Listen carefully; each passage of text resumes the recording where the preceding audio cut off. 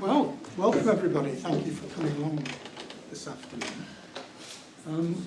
I'm Professor Paul Gladstone. I'm the Judith Nielsen Chair, Contemporary Art at the University of New South Wales. You can get more information by following the QR code there. And I'm moderating today's roundtable. Also participating are my excellent friends, Dr. Kate Hill of Sotheby's Institute, who's the Chief Curator of the Strange Wonders exhibition, which is currently on at the SOAS Gallery, and Professor Wang Chun Chen of the Central Academy of Fine Arts, who is the son of Jitsu, the kind of main person featured in the exhibition. Chun Chen is also a visiting professor at UNSW as part of my chair. This roundtable discussion takes place in association with the SOAS Gallery exhibition that I hope you've seen. If you haven't seen it, do go and have a look. It's excellent. Katie's done a wonderful curatorial job. And the roundtable will explore the relationships between Daoism and Chinese contemporary ink painting. We'll have a discussion, and then when we're done, after about 50 minutes, the floor is then open for any of you to ask questions, and we'd be delighted to respond to them. Before we begin the discussion, I just want to say a few words. I don't want to test your patience, but a few words about the subject of our roundtable, especially for anybody who's not familiar with the subject. And I'm going to do that by way of a kind of very brief historical contextualization. So since the compilation of its founding text, the Tao Te Ching, around the 4th century BCE, Daoism has been a discursive focus for metaphysical speculation on the nature of the cosmos and relationships within it, unfolding relationships within it. Daoism's key conception of a dynamic, uncertainly bounded but ultimately harmonious, reciprocal relationship between the seemingly opposed cosmological principles or states of yin and yang, as pictured by the now world-famous Taiji 2 or yin-yang symbol, which everybody will be familiar with. That informs a historical diversity of meanings and practices in the context of Chinese culture and societies. These include the calming, quasi-Buddhist, achievement of nation, heart and innermost being, in the face of worldly conflicts and suffering, as well as resistances to state and other forms of social discipline and control. Two prominent examples of the latter are the classic Taoist text, the Zhuangzi, around about the 3rd century BCE, in which the principle of Wu Wei, or sometimes translated as effortless action in accordance with the way of nature, is upheld as a corrective to overtly rationalizing imperial Confucian human authority. And the so-called 7 sages of the Bamboo Grove, who in the 3rd century of the present era resiled from public service at a time of major political upheaval in China to engage in the contemplation of Taoist teachings and related cultural activities. Sometimes under the boundary blurring influence of alcoholic intoxication, in addition to actual or feigned insanity. The conception of yin-yang was already a founding part of Confucian thought in the 6th to 5th century BCE, is the I Ching, or Book of Changes, one of the 5 classics of Confucianism. And before that, an immemorial aspect of what would come to be seen as Chinese culture. So what we're talking about here has a deep historical significance and being.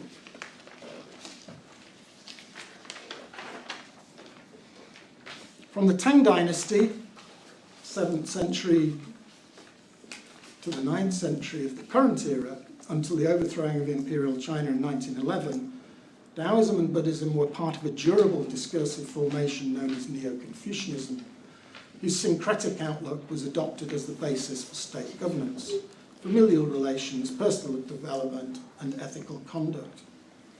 In this discursively syncretic context, the dynamically reciprocating dialectics of Taoist cosmology not only provided a foil to unduly rationalizing Confucian idealism, it also buttressed the dominant Confucianism's aspirations toward a harmoniously ordered society. To some extent, it might be thought of in modern terms as a pharmacon, something which is both a cure and a poison. That dual-facing relationship extended to ink paintings produced by dynastic imperial China's Confucian literati administrative class. Such works were understood to demonstrate the capacity of their makers to govern society along harmonizing Confucianist lines through their subtly integrated formal compositions and relational aesthetic effects associated with the Taoist-related concepts of qi and shendong, vital energy resonance, considered to be the ruling desideratum of Chinese ink painting, and xu, emptiness and substance, the reciprocal juxtaposition of formal absence and presence.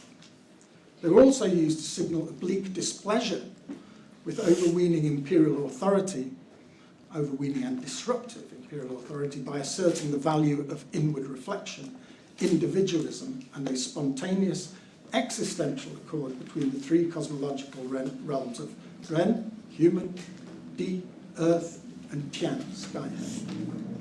Taoist thought and related cultural practices conceive of the ineffable ontological nature of the cosmos as something that can ultimately only be felt rather than fully cognized.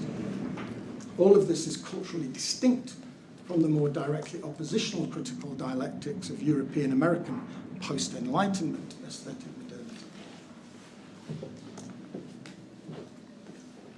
Despite the interruptive impact of Maoist revolutionary ideology and westernized modernism and postmodernism on traditional culture in China during the 20th century, Taoist principles have continued to inform painting and other forms of artistic cultural expression in China, albeit in sometimes substantially altered transcultural forms.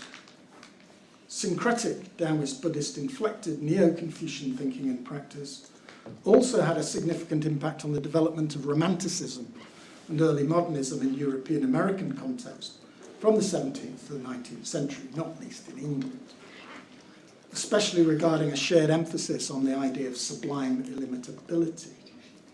Taoism and Buddhism were particularly influential on the work of 20th century American modernists and postmodernists, including Georgia O'Keeffe, Mark Tobey, Agnes Martin, famously John Cage, Robert Rauschenberg, the recently deceased Bryce Marden, and the thankfully still alive Bill Jensen, who lives in Brooklyn in New York.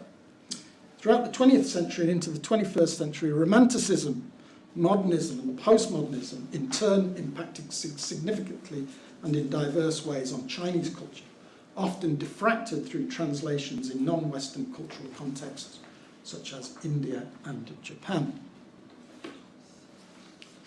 Doubts were cast by some intellectuals in China during the late 20th century about the continuing relevance of Chinese ink painting because of what was seen as an inexorable shift towards some form of universalism in art thinking and practice, brought about by the global impact of westernized aesthetic modernity.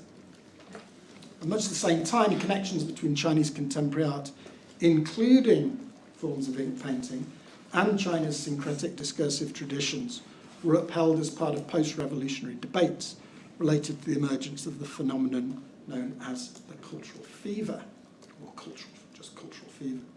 To differentiate Chinese contemporary art from contemporary art more generally as an expression of a specifically Chinese national civilization, cultural, social and political identity. Ideas that echoed debates as part of the May the 4th movement of the early 20th century.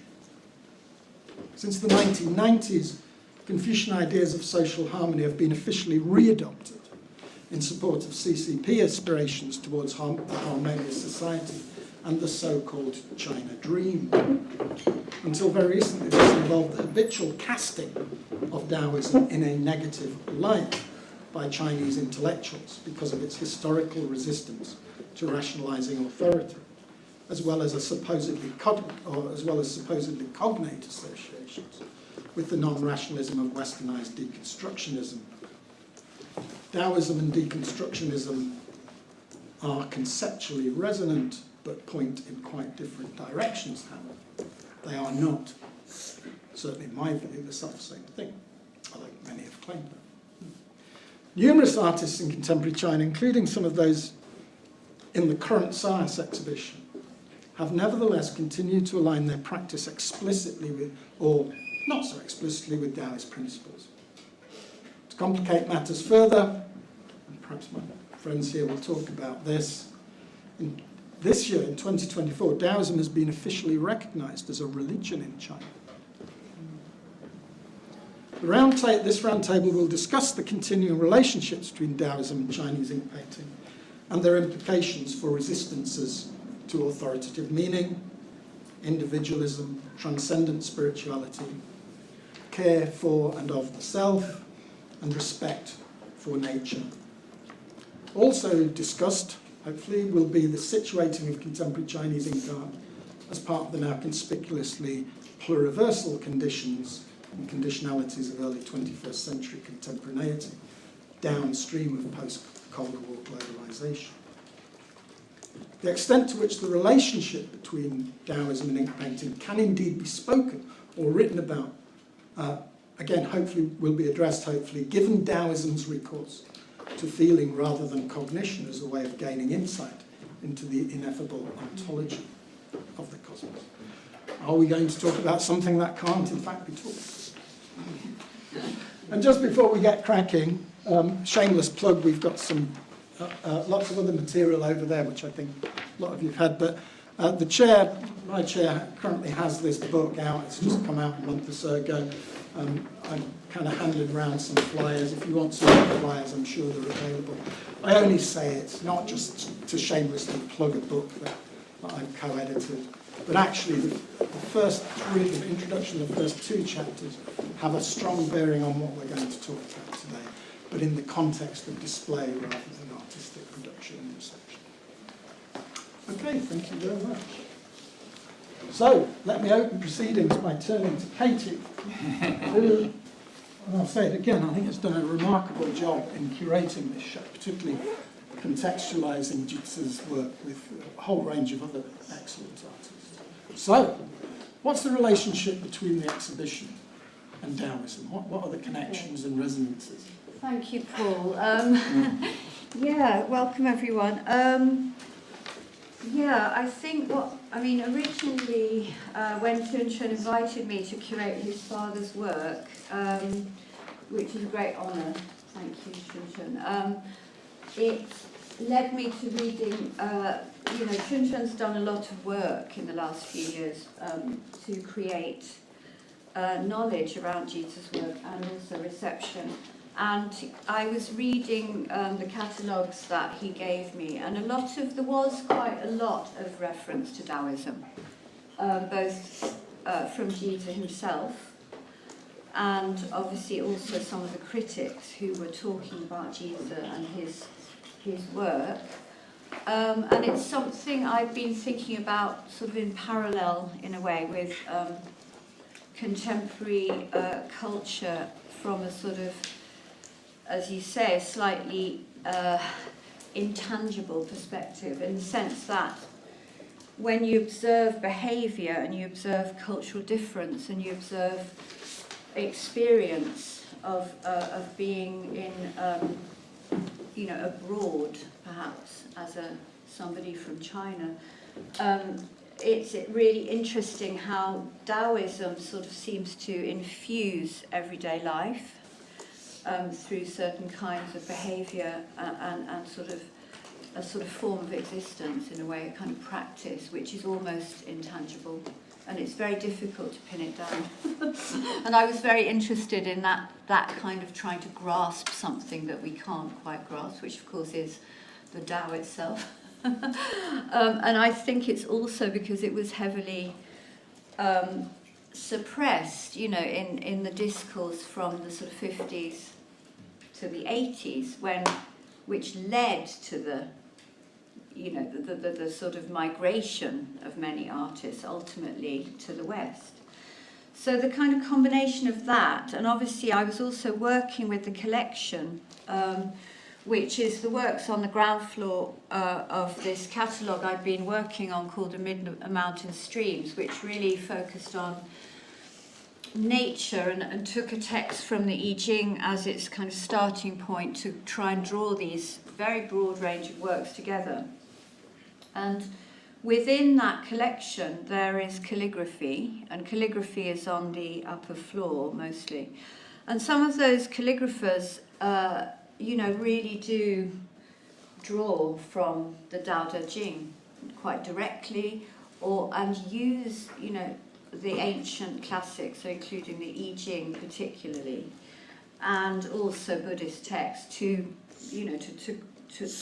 sort of draw on that calligraphic practice, which is contemporary. So, that's again a sort of enduring part of art practice in China, and one could say cultural practice, because it's, calligraphy is the sort of heart of the tradition where ink is concerned, and links the tradition of writing and the tradition of text, which obviously we know goes back thousands of years.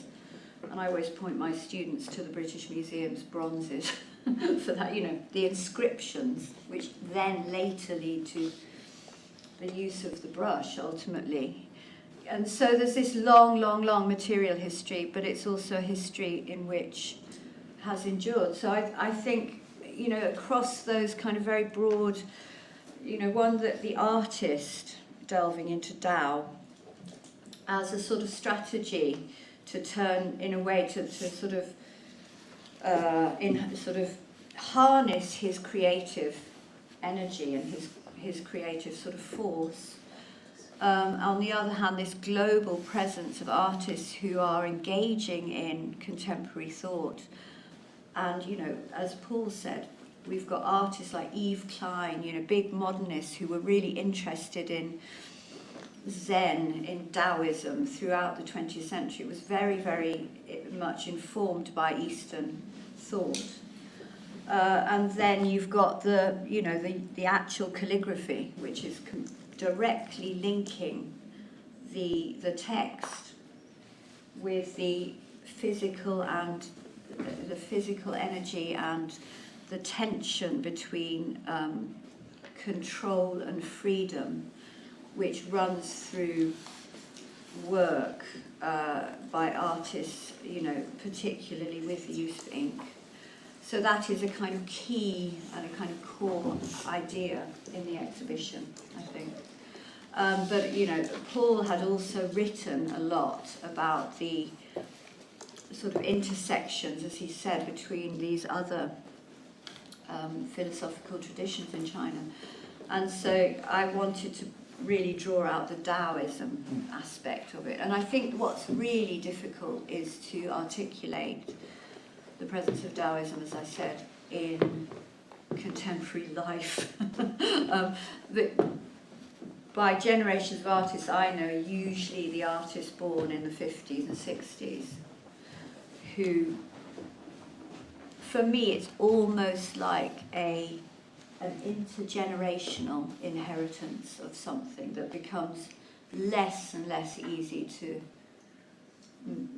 clearly see it. It's so sort of diffuse in the contemporary, and that's really interesting to me.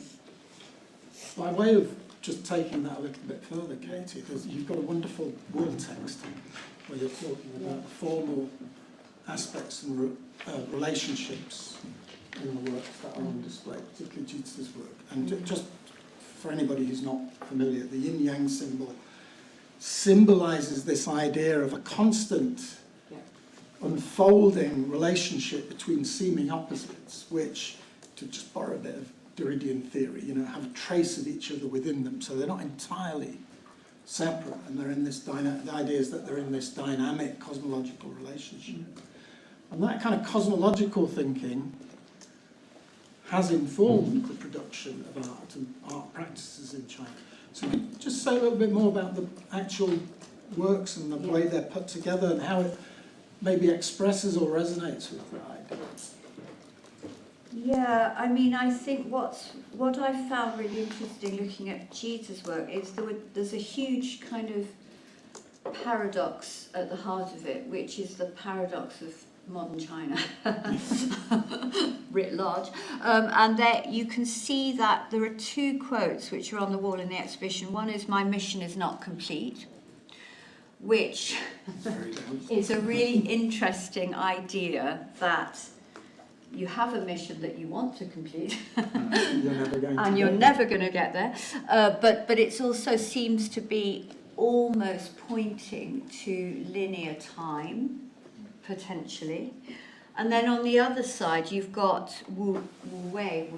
So it's like the Wu Wei action, you know, and then the non-action of Wu Wei, the concept of Wu Wei, this kind of impossible paradox, which constantly, as he said, sort of undoes itself, if you like, which is what the sort of genius of the Tao Te Ching is.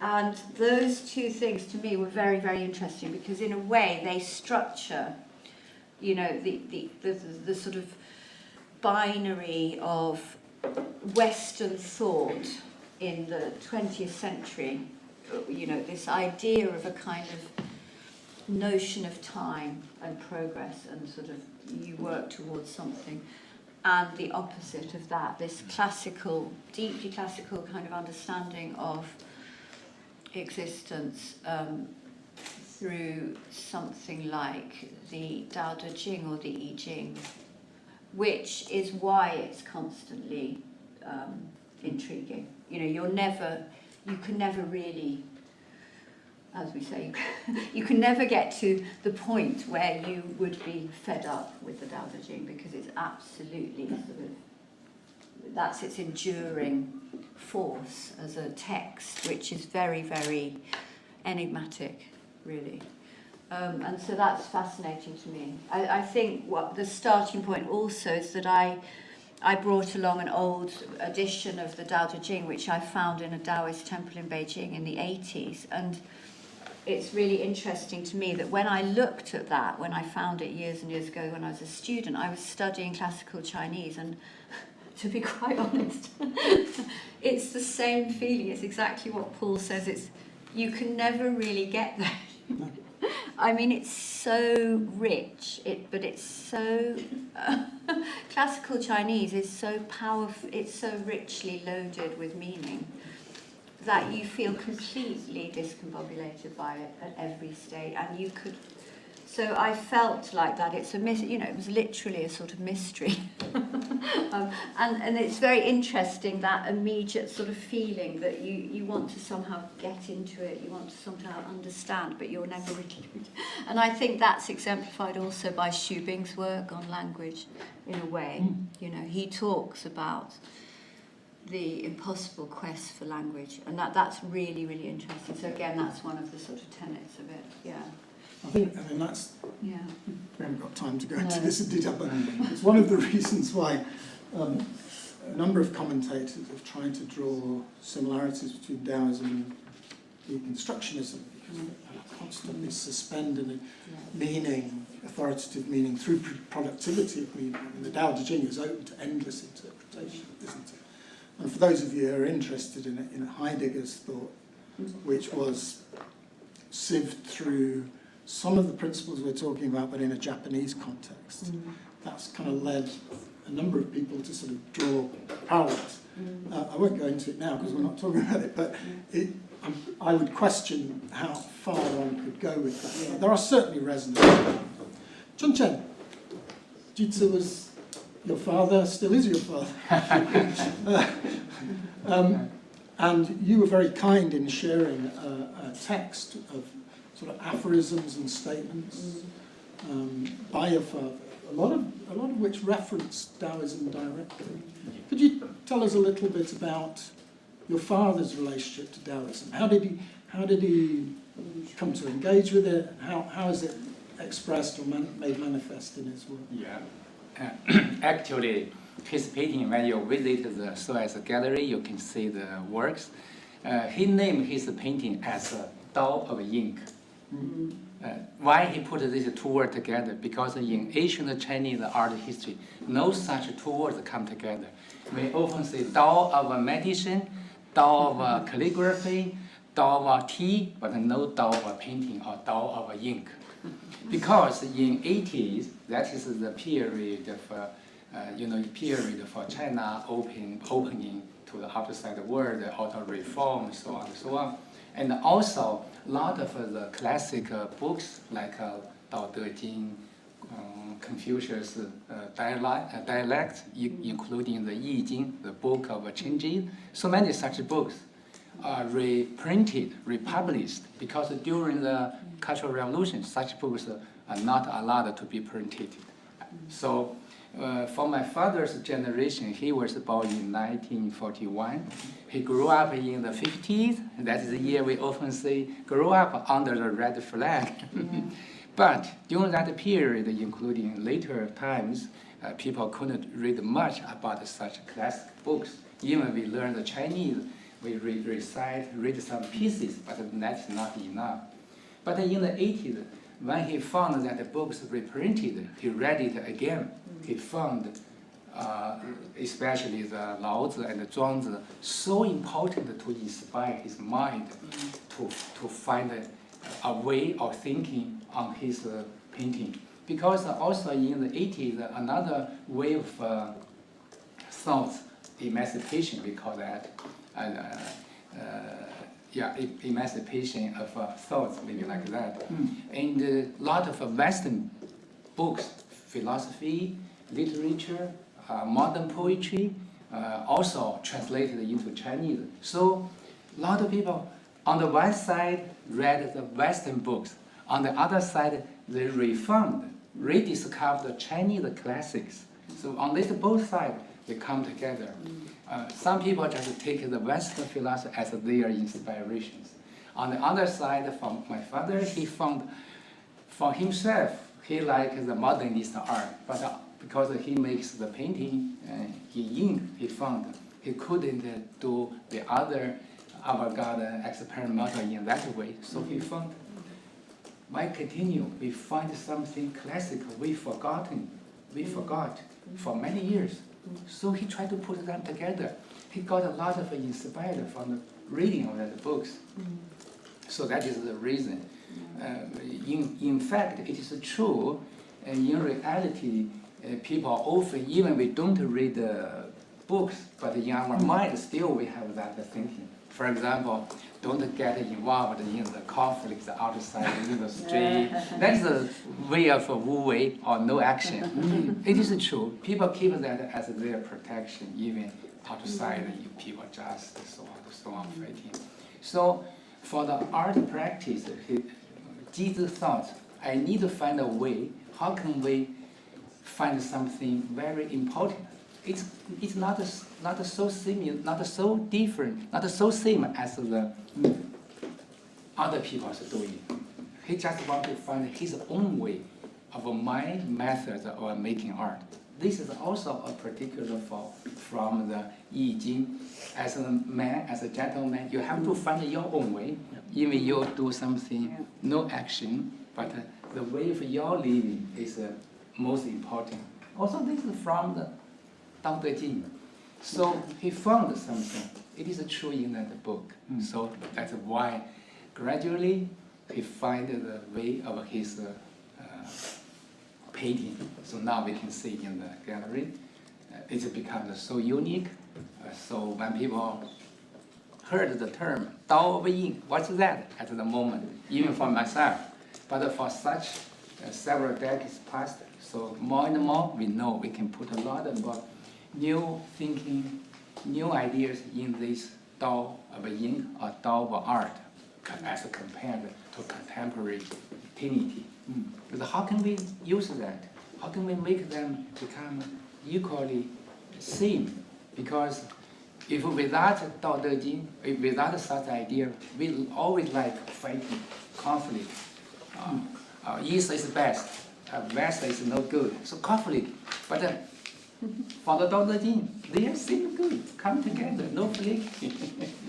One of the things you seem to be saying is that Daoist principles, which are also, because of the syncretic nature of Chinese thought historically, are also bound up with Confucianism and Buddhism. But the principles that you're talking about, you seem to be saying they were part of a kind of Chinese cultural habitus, something that people adopted and lived with without necessarily articulating specifically what they were looking at. So one of the things that you seem to be suggesting is that your father felt that when he started to read Daoist text, that resonated with his cultural habits. Is that right? Yeah, it is true, because he do felt, because during that 80s, because I was in the university, every holiday when I went home, my father, he made some new words, I like to talk to him. Sometimes we argued, even for myself, I always said, why not try to make it seem as a contemporary or modern? But he strongly insists on such, because he also has a friend who just read Western philosophy. During the Cultural Revolution, he studied Marxism. This guy is very clever, read a lot of books, write a lot. Often he likes to say, when we talk about art, he likes to give the analytical reasoning. Because when you do that, how can you do that? Give us the reason. For Jesus' side, he said, I don't feel that. I can feel from my mind. I cannot give you exact words, but I still feel some things in my mind. He said, this is for art. This is not for theory. So he's from the reading of Daoism and other classics, he found that. Maybe, as people often say, what is the real meaning as you make art? Can we just follow so many theoretical discourses, or just we come to the essence or instinct of a person as an artist? So that's the basic position he strongly hold. Do what you want to do, but you must prove you are a real man, real gentleman, real person, real person, not just controlled by the word. Also, this is from Daoism. So they said that is why we say the great beauty without beautiful appearance. Great music without you couldn't hear the sound. Like the drum case, stay there for several seconds, nothing happened. And, 33 minutes, and not minutes, seconds. And so on and so on. People find that this is a way of real essence for the universe. Because even we couldn't listen to anything from the universe or cosmos, still we know they are moving, they are running regularly without conflicting each other. So he found that. But of course, even you feel something from that reading, but still difficult. You wanted to put it in your art making. Especially whenever you pick up your brush, you will controlled by your previous art masters or painters. Especially for Chinese ink painting.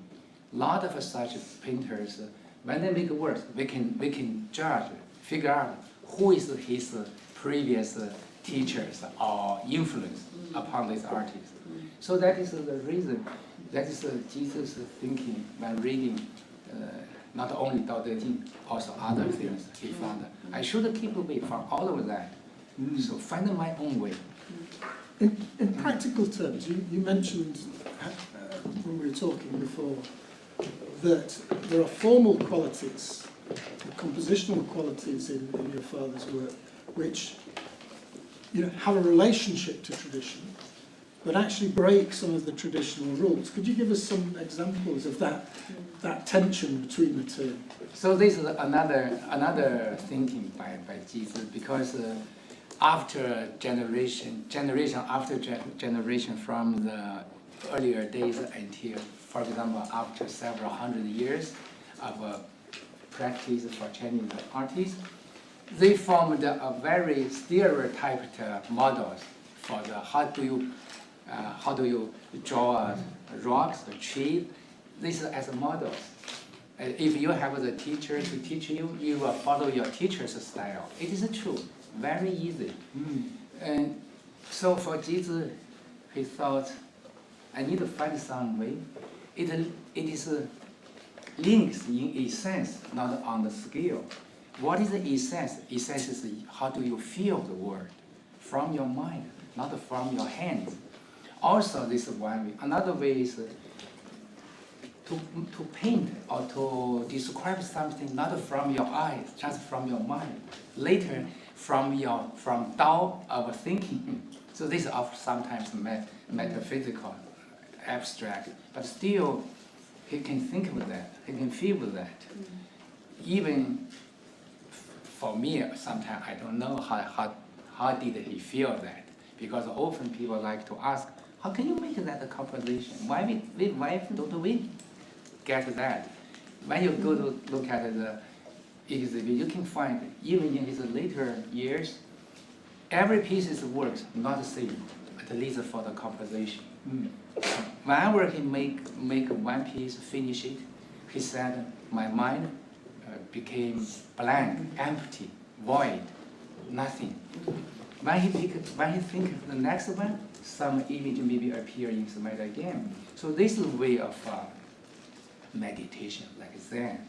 Also, this is related to Daoism if we go back to earlier days. He do feel that he practiced meditation, sitting like this way.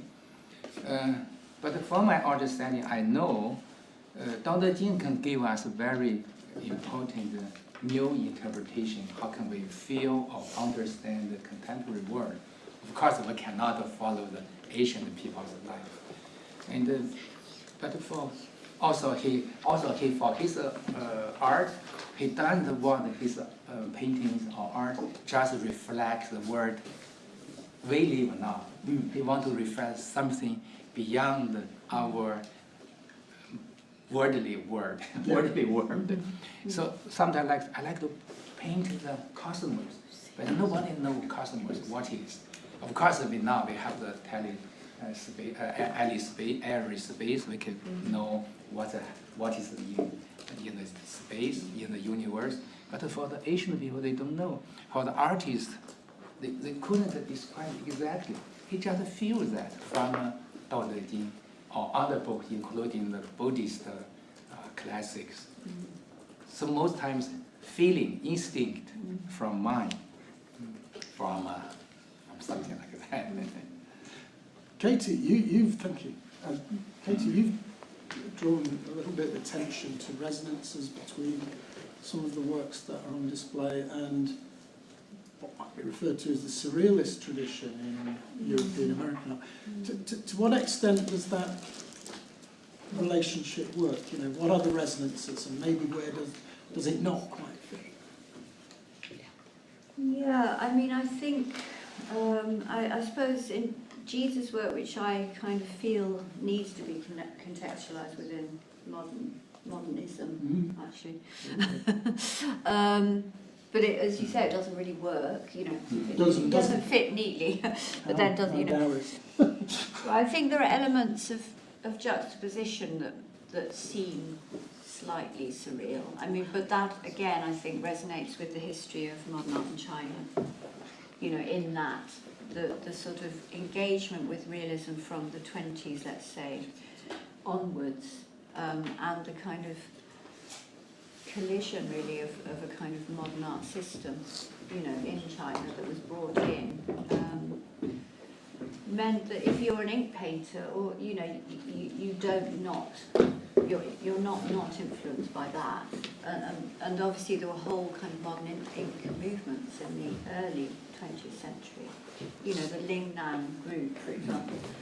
So in some ways, surrealism, yeah, it's not central, I think, but there are sort of elements of this juxtaposition which I think have a continuum maybe of 100 years, where you'll get something like a very detailed element of, say, a building or a wall, which actually does resonate with 1980s Chinese art, you know, by people like Huang Rui or Lei or somebody, you know, working at that period, the transition into the 80s, with a huge landscape, you know, with a sort of sweeping, sort of floating perspective, you know, use of space, use of different brush strokes to create depth and dimension.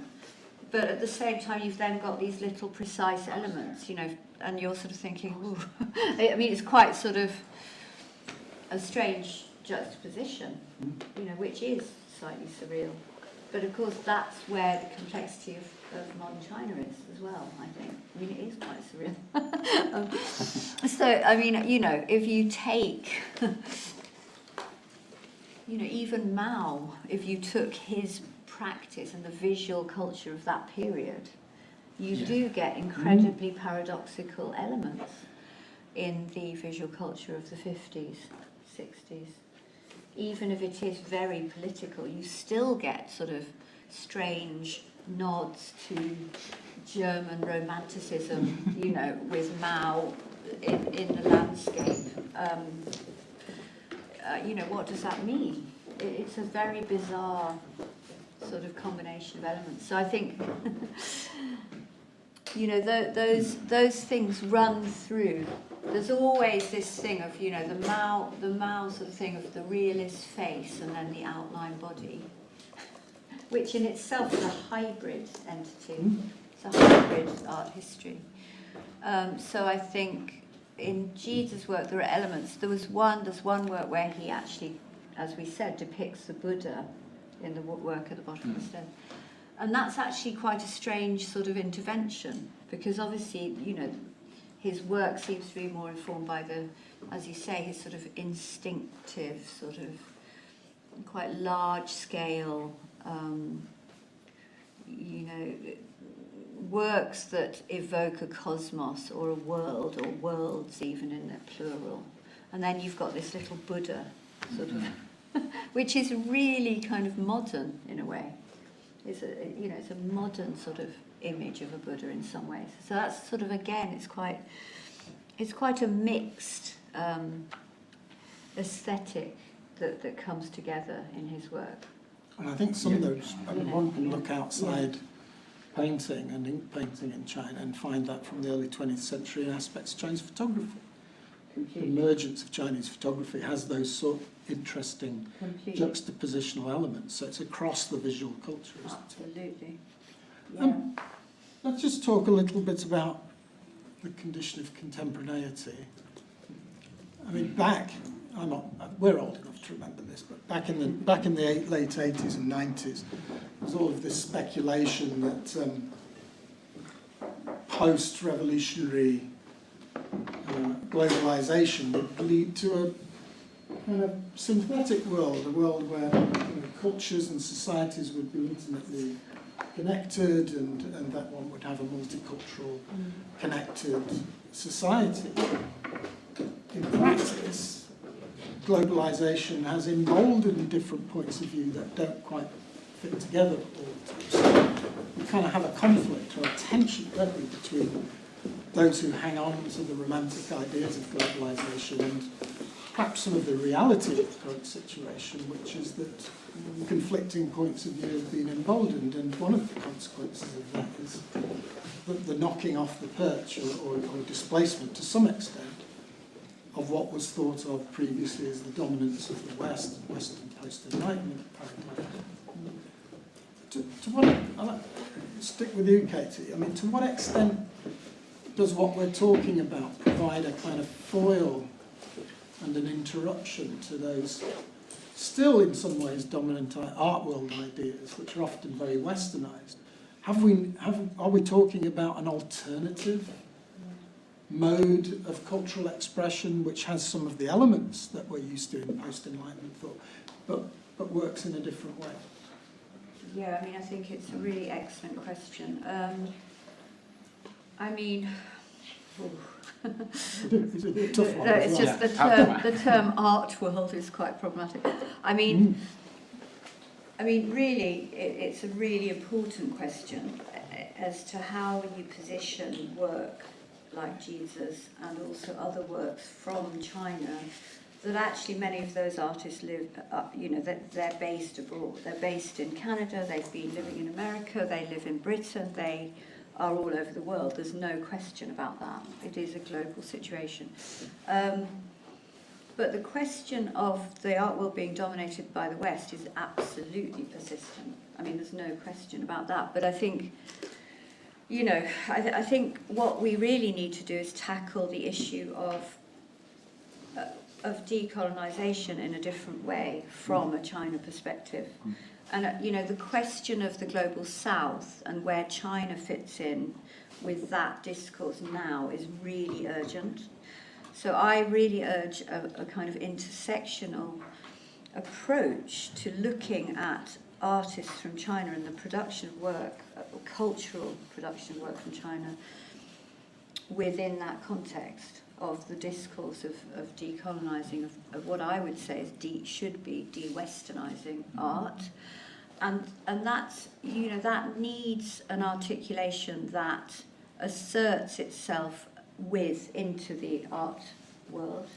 You know, we're here, we're in SOAS, the most specialist institution practically in the world. And we've got the exhibition in SOAS Gallery. You know, why? We know why. So the point is, this has been absolutely something we've discussed. Le and I've discussed it for years. You know, the artists we know have discussed it for years. The resistance to being pigeonholed, the resistance to being orientalised, the resistance to being separated, and the idea of it being sort of, you know, exceptionalised, this idea that China is always different, is really, really problematic. But I think at the heart of that, you know, which I sort of probably need to do more on and research more and try to articulate more, is the issue of language. I think the language sets of East Asia are more separate than, let's say, we're looking at the Indian subcontinent, or we're looking at the African Caribbean world, which is to do with the degree of colonisation, the length of colonisation, the integration of language globally, you know, that has really shifted the articulation of that discourse in post-colonialism from the 90s onwards. So I think, you know, that has been the real challenge. The issue of translation is very, very tough, and the issue of articulation within a global contemporary discourse is quite demanding. And that's where I think we need to carry on doing more work for the representation of work from China that should not be, you know, put in a box in any way. But I think, you know, of course, Jesus' work, as you say, presents that sort of issue quite clearly in a way. You know, because you've said for years you want it to be integrated into contemporary art. And, you know, he is a modern contemporary artist working in a I would argue, within a history of modernism and postmodernism. You know, let's say we took the 80s, you've mentioned the texts, you know, lots of other artists were informed by those texts. And, you know, we know that French artists were delving into kind of calligraphic expressionism, you know, all of this gestural abstraction and stuff. So I think you know, one of the challenges is to tackle art history from the perspective of East Asia, which I've tried to do for quite a few years. But the resistance to that in the art history departments is still absolutely no question. There's a strong resistance to really letting it in. That's the question for me. I think you're drawing attention to something that really problematises some present decolonial debates, particularly the idea of delinking related to DEI. And what you're talking about, which I absolutely recognise, is that there is a persistent transculturalism. So what we think of as Western post-Enlightenment paradigms were strongly impacted on by translations of Chinese cultural thought and practice from the 17th century. So describing these so-called dominant Western paradigms as purely Western is a misnomer. And one can flip that on its head, as you've just drawn attention to, which is that Chinese visual culture has also been persistently impinged upon by other cultures, not just the West, Japan and India, and all of that. I mean, we're talking, it seems to me, about a complex, unfolding network of transcultural relationships, which is unimpeachable. I think it's undeniable, which rather puts the skids underneath some decolonial arguments, which want to get away from the inherent transculturalism of post-colonialist debates of the 80s and 90s. I mean, what do you think? I mean, you were kind of first-hand witness to your father working in this transcultural way, about wanting his work to be part of some kind of modernist paradigm, but also wanting to do something that's quite different. Yeah, day before yesterday, I went to the frieze. I look at so many different works by usually from different countries. And also there's a British artist with me together. He asked me, have you found some good works? I asked him, did you? He said, I find not so good paintings for me, because he's a painter. He said, a lot of them are just bad paintings. Bad means this is the term used by some people like to say. Of course, this is the current situation. Maybe it's a kind of a now popular tendency.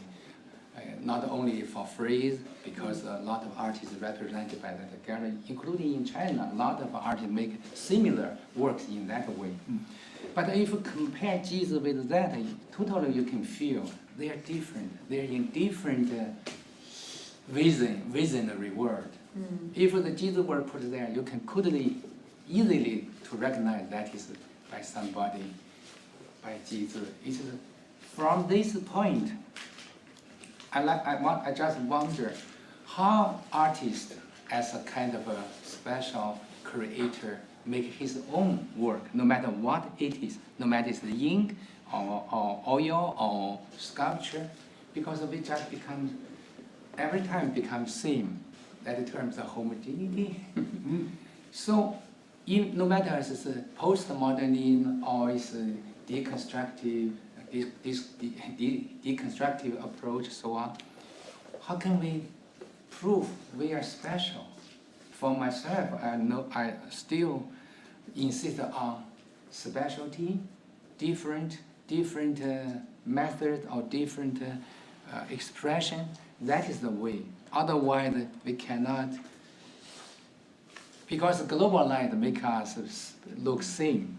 Everywhere looks same. High buildings, the modern life, use the same mobile. But for art, how can we prove we are a little different, not totally different?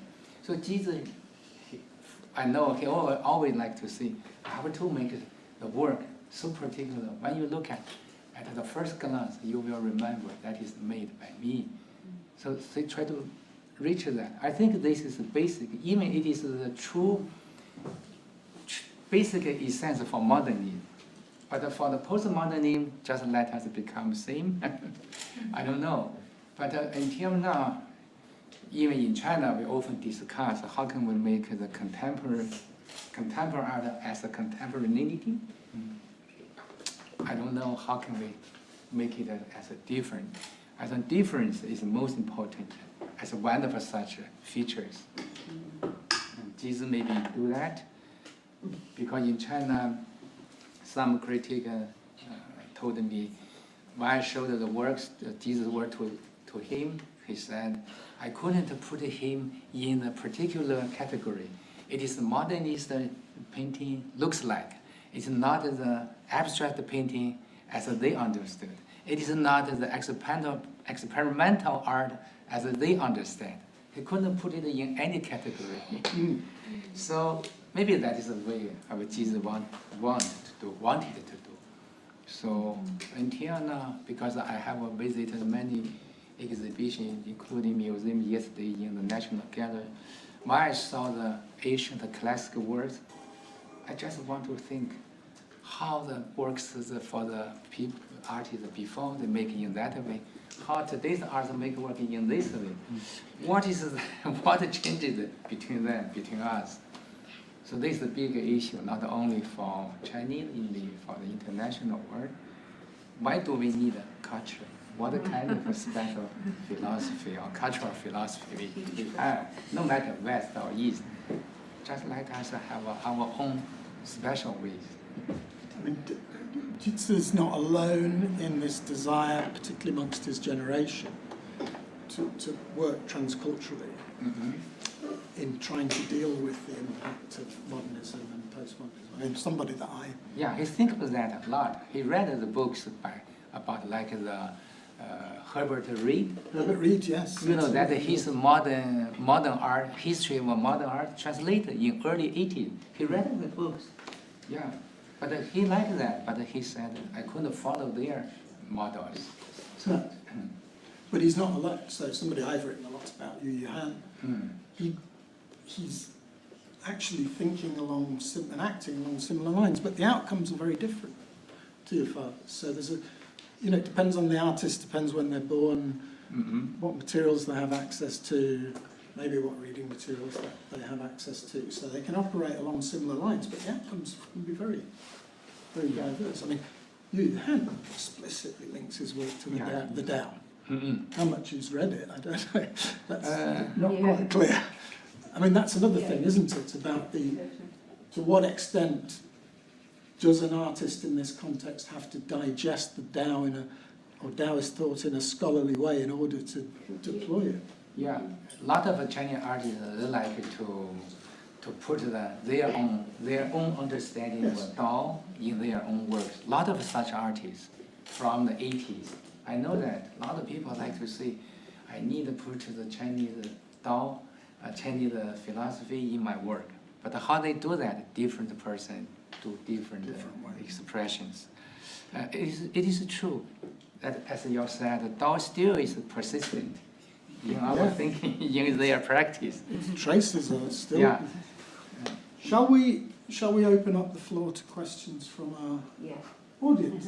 Would anybody like to ask a question of the panel or individual members of the panel? Hello, thank you very much for the very insightful discussion, which flows as naturally as ink. My question is for Katie. This exhibition, to some degree, is a solo presentation of Jesus' work, but we also including the variety of other artists and artworks. So I wanted to learn more about what are the factors that come into play in your selection of those artworks that are not from Jesus. Yeah, thank you. I mean, I wanted to add to Jesus' work in the exhibition to really draw out the story of ink, but in a much broader context. And I thought that would give a bigger story, really. I mean, a bigger sort of more, a sort of story that shows the diversity of practice across ink. But a large reason for the selection of the works on the ground floor was the collection that I was working with. So it's very simple. So I was asked to work with a collection, a private collection, and I'd been working on that collection to develop a catalogue. So I'd catalogued the works, I'd written about it, I'd produced the whole catalogue, which is here. You can have a look at, which is this. And so they're not all the collection is there, but the large majority of works are from that collection. So, including artists from China, Hong Kong, Taiwan, so including Luo Qing, including Yare Zhong from Taiwan, from Wu Xiaoshuang from Hong Kong, and Gu Wenda, Xu Bing, Wang Tiande. And then additionally, I wanted to add a little bit of another dimension with artists who are based here. We've got Guola here. Very nice to see you. So we've got a couple of works by artists who are based in the UK, Guola and Tsai Yuan, who obviously I know pretty well because he's my husband. So that's another, but you know, the point is that his work is informed by painting from being trained in Nanjing by a very famous painter originally, Chen Danqing, then, you know, studying Nanjing, then studying in London at Chelsea, then going to the Royal College of Art, and actually developing a practice across conceptualism, performance and painting, but all the time, very deeply trained painter. And Guola is, you know, a long-standing member of the artist community in London who's worked with ink extensively, but also other media in his work. So, you know, every artist in this exhibition has deep practices going back decades. And it's hard to really show that through one work, you know, very limited presentation. And the only other addition to mention is there are two works by Liu Anjia, who was an artist who was in Britain for 30 years and who recently had a solo exhibition at Kettle's Yard in Cambridge. And his work, which I've shown, also uses ink in a kind of abstract, experimental way, using colour. And that work dates from the 50s, very likely late 50s to early 60s. So, you know, it shows quite a broad, both historical and sort of geographical dimension of practices across that range of work. Yeah, and also, you know, what I mean, the word China is very problematic, as we know. You know, China is not China, but Chinese culture is reaching globally for arguably hundreds of years. But in the modern period, you know, has a very specific history of migration. And so, you know, if you took, let's say, the west coast of the US, which has got a very strong presence of Chinese culture, we've got, you know, artists in Europe, which is what my thesis started with a long time ago, based in, you know, across Europe, including the UK, and then you've got the presence of artists in the US and Canada. So it is a really global reach. And, you know, we haven't even mentioned Southeast Asia. But, you know, you could add sort of Singapore, Malaysia, you could add the whole of Southeast Asia. So, you know, it's a very complex history, and I think that, you know, there are lots of things that can be done to activate that dialogue across those areas of the world. And in China, there is quite a lot of activation of that dialogue, but currently the sort of geopolitical dimension has prevented that from being really maybe seen on the surface. Let's say if you're reading the news, you're not going to really see the nuance of these cultural interactions. And that's become problematic for the last sort of 5 years, really, through the sort of geopolitical situation. And so we could say that that's something we need to resist as well, quite strongly, in fact. Yeah, and you know, we're all sitting here in London, and it's a very global city, and it's really important to articulate the presence of these cultures. Yeah. So sorry. Yeah. Okay. Congratulations for all three for you, and my question particularly for Chunchen. And through your Jesus work, we can see his unique contribution and special method in Chinese modern or contemporary practice. And as Katie just mentioned, I think it's a very interesting point is Jesus' work is you can see a lot of paradoxical sense. In other hands, from through the text, the struggling between all kind of element, because that is unique and different compared with traditional Chinese art tranquility. And also, I think that's the most interesting part. And also bring the sense of, through the ink media to external. I know the work is very internal, but also touch the universe, cosmics. So in that sense, I think it's for many contemporary Chinese artists, my question is, because of the Daoism has been understood as an instrument for people's virtuous or self-cultivation. And I think it's a very important concept is no action, not interference for the order of nature.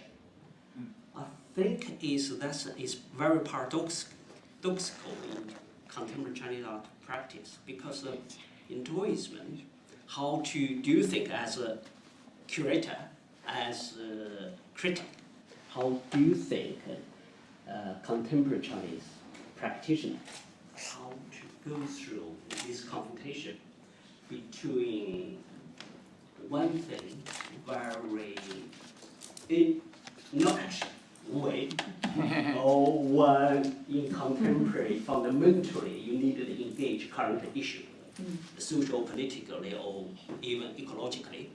So this kind of, how to balance. Because I think you just mentioned your father's work. I remember you just said, so let's start, let's put everything. Yeah. My question is, as curator and critics, how do you think how balance these two different way of traveling? Of course, thank you. This is a big question. It's the big task we need to deal with. Basically, in the past more than 100 years, China is quite different as it's an ancient country, because we often see in the past centuries, China is encountered the Western influences, no matter from political, economically, and culturally. It is true. If we see what is the China now for its cultural or education, we learn the books, we learn the subject similar to the other countries. We never read the classic books again. 四书五经, Confucius, book of music, book of changes, book of others, book of history, so on and so on. But more than 100 years ago, all the Chinese literati, scholars, or students, or pupils, you have to do that, recite that.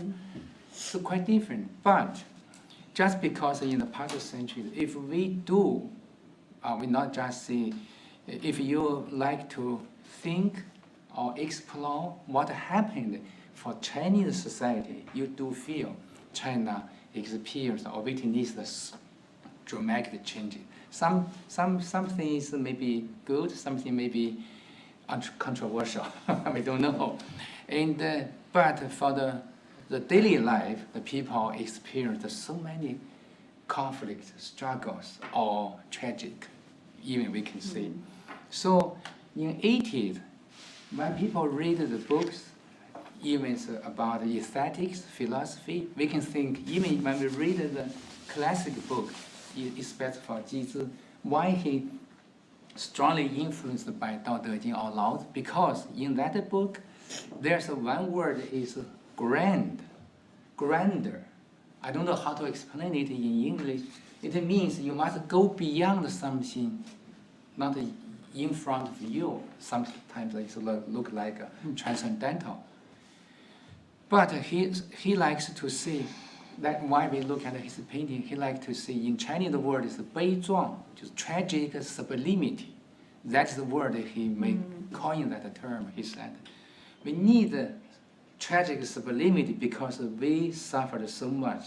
We need to express that. Even on the vision, you couldn't see it, but still you do feel that. Strong vision, strong, from your mind, you show yourself. So that is one point for Chinese contemporary art they should explore. If you live in that situation, if you feel the real life around you, you have to do it. Yeah. Further question is because we came through the well-established Chinese contemporary artists that touched use the Daoism or Confucianism, like Huang Yongping, Wu Wenda Xubing's work in the gallery, and also those like Cai Guoqiang. But they have also received a lot of criticism because many people say that's just more than strategy to resistance Western centralized art rather than really use the Taoism or Confucianism aesthetics. So that's quite a debatable. Yeah. But I think that's quite interesting things. It's a kind of false dichotomy. So it's been erected as a sort of kind of historically, at least over the past 200 years, as a sort of cultural conflict or difference. And it's key to the current moment, which is how do we address critically these different and apparently unreconcilable points of view, which have become very prominent over the past 20 years as a consequence of globalization. And I think one of the things to do is to understand that this has a diachronic dimension, a historical dimension. So, free market economics in France was developed explicitly on the basis of a reading or translation of Wu Wei. French thinkers used the idea, or translations of the idea, to underpin their ideas of free market economics. Now, one could go on. There's a whole constellation of these interactions. So what we're really talking about in the present situation, where it's become very evident that there are these tensions between different points of view, which are sometimes resonant with one another but can't quite be reconciled with one another, is that it's a historical condition. And in many ways, post-Enlightenment European American modernism covered up those tensions. So you mean it is a two-way traffic rather than single? Oh, more than two-way. More than two-way. Pluriversal traffic with many cultural points of view, practices and ways of thinking about the world and the universe being buried as part of that. I mean, I used to work in Australia for a fair bit of the time, and one of the powerful debates presently in Australia is about First Nations people and their view of the cosmos and the universe and the land and relationships, and making that vital within a modernized, in many ways, still European American style dominated society. Can you imagine that happening in China? Yeah. So I think we're looking at a longer history and a much more complex landscape of interrelationships, which are not just dialectical, not just one thing opposing another, but multiple things. And the kind of intellectual and practical investigation or analysis that we're looking for has to take into account something which is immeasurably complex. Like if you look at one thing, it just shifts another thing, and it's constant. And yet that's what's demanded of us. And it's not an individual work. I don't think one individual artist or scholar or anybody could deal with this. It's a social work that has to be done to deal with this. But understanding its complexity and its historical dimensions are crucial, it seems to me. And we're only at the beginning of trying to deal with that. Okay. I was going to say, You've been waiting very patiently. Okay. Exactly, yours, and then that. I think we'll have to end on this one. But please. For this astonishing, really astonishing exhibition, which cannot leave indifferent no one. So it's an exhibition of true art, which touches our hearts and soul. And I think this is, when we are discussing, it's visible that sometimes we are approaching, of course we are judging from different mentalities, and sometimes I'm just wondering, is it appropriate? You mentioned some touches of surrealism, and I'm just wondering, is it appropriate this way of from judging or approaching through different lenses? Maybe the other way, which is much more complicated, would be more productive to see the things from the inside, not how to say, not to be connected to what we already know, but maybe to try to discover what we don't know. And maybe through this way, maybe this, I don't know, you are the researchers, but maybe this way can lead us closer into understanding worldwide. Yeah, I think that's a really, really interesting thought. I mean, but in a way, I didn't really explain the title, but I think the title, Strange Wonders, was about that, the idea that, that human curiosity, that's from a poem from the sort of 14th century. And so the idea of standing in a place, in a sort of mountainscape or something, and not really understanding what it is, how you feel,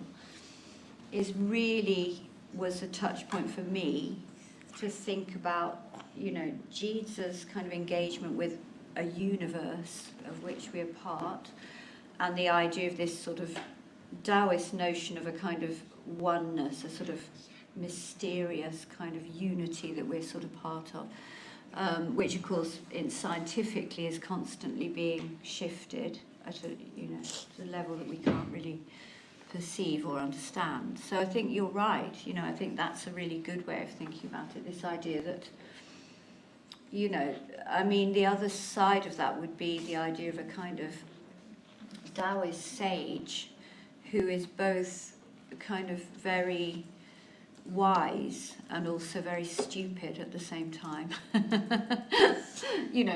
That idea that we're always in a state of complete ignorance. So I think it's a really, really an interesting idea that you put. We talked about surrealism a bit, Paul and I think I've just read a book about surrealism in the Chinese context, from the early 20th century, and it was really, really interesting, the engagement with it in China. But I think that you're right, to use these kind of rather obvious art historical references, but that's what we do. But I wanted to also mention Chun Chun's work before all this has been immense in translating art history and art theory into China. That's what your achievement was, sitting down and actually translating lots of text to open up ideas in China, which is a really big amount of labour that it takes to do that. It is a lot of work. And I think that you underplay that in your work. Personally, I think that's quite a big thing to do, to translate. So obviously we're always trying to, but I think your point is really interesting, and it touches on the title, I think, because that goes back to this idea that it's, wonder is something you never know. You're always saying, I wonder, and it is that feeling of you're not really, there's a lot that we don't know. We do feel very uncertain a lot of the time. So somehow that sort of idea of curiosity and, opening up the mind to something we don't know is actually really important. Yeah. So I think Jesus probably had that spirit in some of his, especially the Nebula series, where it's really planetary, it's really sort of outside, the world that we can see. Yeah. I think a key resonance that you're touching on here might be the relationship between the Taoist sublime and the sublime which has developed out of Western antiquity and became strongly rooted in modernist and postmodernist thought. Sometimes commentators have tried to conflate the two, but they're not really the same. The wonder related to Daoism ultimately points towards the possibility of some kind of cosmic reciprocity or harmony. It might be constantly undone and reworked and whatever, but that Heideggerian thought that eventually developed into kind of deconstructionism never really holds on to those metaphysical possibilities. And yet the two are actually structurally quite similar. I mean, Derrida's idea of différance is not a million miles away from the Taoist yin and yang conception. That's what Huang Yongping was talking about. Exactly, but he didn't get it right because he tended to conflate the two. But the problem, I think, is about that tension between two things which are structurally resonant but point in different directions. And one has to think about the ways that that kind of sublimity or non-knowing. I mean, both Daoism and deconstructionism point towards the limits of cognition. What can be known and what can be said. And what does that mean? What does it mean to all sorts of human projects if you have to admit that you can't have scientific resolution, that not everything can be known? And that actually part of human experience is feeling, and then that feeling is it's not a common feeling. It's not a consensual feeling. It's arguably different because we can't see into each other's bodies and hearts about what is felt. But it's a complex question, which is actually very much part of our times, and the kind of dissonance as well as potential harmony that accrues from our current world situation. 30 years ago, globalization will bring about harmony. Clearly it hasn't. But there's still a potential there, and therefore how does one deal with that? Well, Daoism and the post-Heideggerian sublime have something to say about that, I think, or the relationship between the two. Yeah. Maybe one last question, one more, and then we'll have to go. For me? Yes? Oh, yes. No, it's Thank Joe. you. Maybe Joe two. Lay at the back. Okay, they well, talk. yeah, okay. Okay. Then, yeah, sorry. I'm actually curious about the title of this exhibition. Yeah. So, if we read as a Chinese, Yeah. there's another way to interpret it. I personally think it probably more true to Katie and Chunchen Lao Shi have just been defined. It's not actually strange, but it's more like a it's like odd and even kind of thing. So instead of saying it's strange wonder, it's more like you find oddity in sort of the even numbers, so that kind of thing. And I think what makes Chinese calligraphy extremely important in current age, in this post-Anthropocene age, is actually Chinese calligraphy, also the persistent Daoism, as the title already well defined. Chinese character already put visuality in a very succinct form. It's like put it in a nutshell. So as an audience, we oftentimes find many calligraphers in China, they're experimenting too much. So they're sort of unpacking too much. Because there's an embedded visuality in calligraphy. You just write calligraphy as it is. You don't need to really make it vivid or using too much like a visuality-centered way to deliver it. Rather than you should lead your audience to the orality, which is the soundscape of the calligraphy. That will actually to create a new possibility for the things. Because if we go to China to see the calligraphy exhibition, oftentimes I think it's a cul-de-sac there. Yeah. Almost no possibility, but people still trying in vain, creating too much. But why would you want to control that kind of diversity? There's always a question. But to me, it's about not. Why It's, try and limit it? no. To me, I'm just as a reader, as people stand before this kind of the calligraphy piece, it's not a diversity. It's incredibly boring monotony. But my question's I'm not saying this collection. I'm just. Yeah. I'm saying in general. If you. Yeah. My question still stands. Yeah. Why limit it? In whose interests and for what reason? Actually, I don't have answer for that. I I keep being. I just keep practicing calligraphy, but I know the more you read the sort of classical calligraphy, the more you read it, the more information you get from it. Yeah. It's so strange, you know. Yeah. It seems like they're stuck in a static time, but you can always find a new way to reinterpret it, rather than create something. But many laymen or amateur practice always trying to find something new, but actually it's totally in vain. I know what you mean. Yeah. I think that's a great point. Yeah. But it's always important to question Definitely. what are the implications of limitation, and whether it's possible. But it's a really good point. Shall we take our last question? Okay. And then we've got to move on. Okay. Please. Gentlemen in the blue jacket. My student. Okay. Yeah. Sorry. Yes.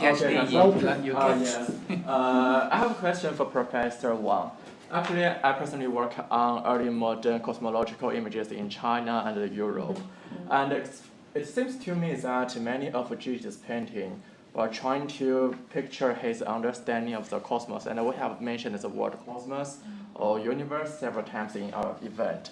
So for me, I wonder that as his son, could you say something about how did Gigi understand the cosmos or the relation between human being and the cosmos from the perspective of Daoism or the Tao of ink?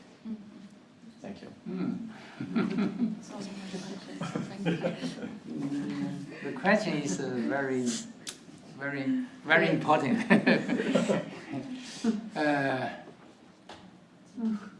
How to reply you? Such an important question that Yeah, it can't very be talked about. Yeah. Because Exactly. to talk about it is not to address the question. So it's almost impossible. Yeah.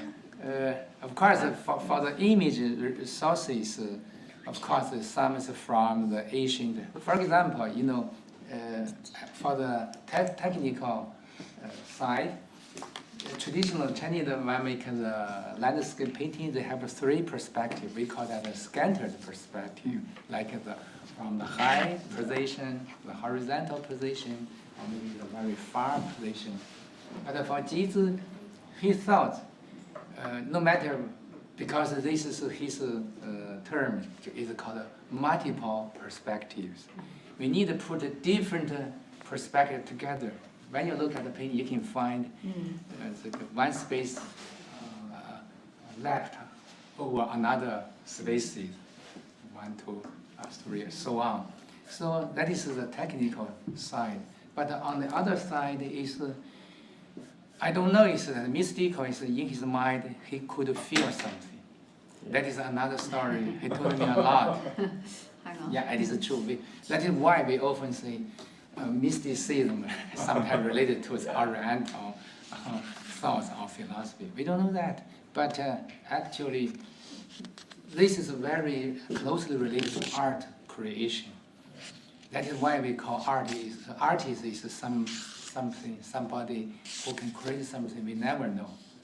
So for that image, for that composition, he do feel something. So that's it. Yeah, thank you. Yeah, because for me that I can see some resemblance between his works and some religious works in pre-modern Chinese culture. And I also noticed that he borrowed so many symbols of traditional Chinese philosophy in his paintings. Maybe he want to say something about this kind of mysteries. Yeah, he has actually, he wrote not so many, he wrote some essays, even the words, his ideas on his painting. Yeah, he wrote that, like the ancient Chinese painters. So it's a good. Even for me now, I try to compare them together to read them. I found a lot. I thought a lot. That is beyond our words we use today. We use the words from Buddhism, from Daoism, from Confucius. A lot of such words. It seems out of date, but when Jesus put them together, which can mean something new or different. Yeah. Maybe in future you can read it. Yeah. I think. Doesn't necessarily go out of date. I mean, what you're talking about is also resonant with Romanticism in Europe, not least in England during the 17th and 18th century. A lot of that discourse drew directly on translations of Chinese thought and practice. I mean, you just have to go up the road, go to Kew Gardens, and look at William Chambers and what he was trying to do at Kew Gardens. He was trying to evoke these multi-affective spaces, which he based on his experience of travelling to China. So these are connected transculturally as well. I guess it just remains to me to say thank you first to our panellists who've been absolutely excellent, and thank you to you and your questions, and hopefully this will spur on further debate in this particular area. We've recorded today's session and we'll be posting it in due course in some form or other. But thank you very much.